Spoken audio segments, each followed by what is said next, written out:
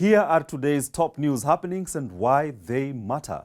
Uganda's opposition leader Bobi Wine has celebrated his party's decisive victory in the Kawempe North by-election in the capital, Kampala. This contest became a symbolic showdown between his National Unity Platform NUP party and President Yoweri Museveni's ruling party. NUP candidate Elias Luyimbazi Nalukola won by a landslide, securing 17,764 votes against the ruling NRM's candidate who got 8,593, despite Museveni's efforts to reclaim the seat. Bobi Wine has called the win a proof that dictatorship can be defeated through the ballot box. DW's Frank Yiga tells us why this local vote had a national significance.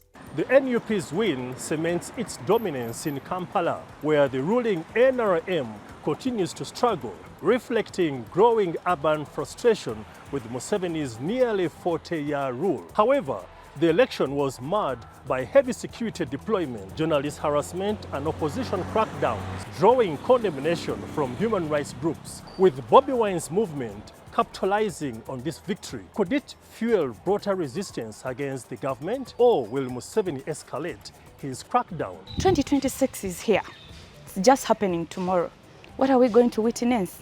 If this can happen in a by-election, what will happen in a general election? We condemn these acts of brutality.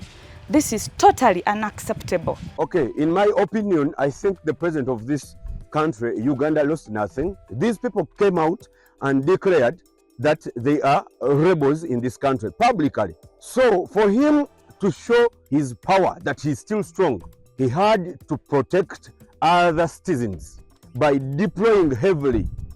Well, you heard there from Ugandans. Back to you, George, in Bonn. Many thanks, Frank, for that. And elsewhere, the African Union has raised concerns over rising tensions in Tigray, where a power struggle between rival factions threatens a fragile peace agreement. So why are fears of war emerging? A dissident faction within the Tigray People's Liberation Front, TPLF, has reportedly seized the town of Adigrat, located 127 kilometers from Tigray. It accuses those in power of selling out Tigrayan interests, where the interim administration accuses the dissidents of collaborating with Eritrea. Each side denies the other's allegations. Experts say the standoff could lead to Ethiopia and Eritrea backing rival camps in Tigray and ultimately coming into direct conflict. And finally, the US and Israel have reportedly approached officials in Sudan, Somalia, and Somaliland to discuss using their territories for resettling Palestinians from Gaza. Sudanese officials say they rejected the proposal, while Somali and Somaliland authorities claimed they were unaware of any such discussions.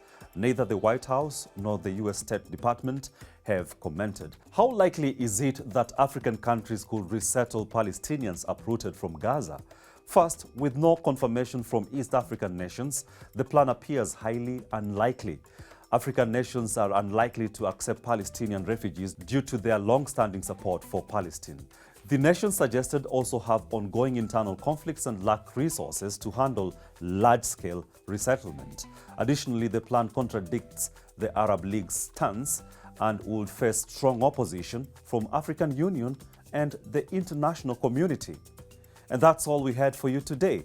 For more in-depth analysis of current happenings, subscribe to our YouTube channel, DW Africa. My name is George Okachi, and many thanks.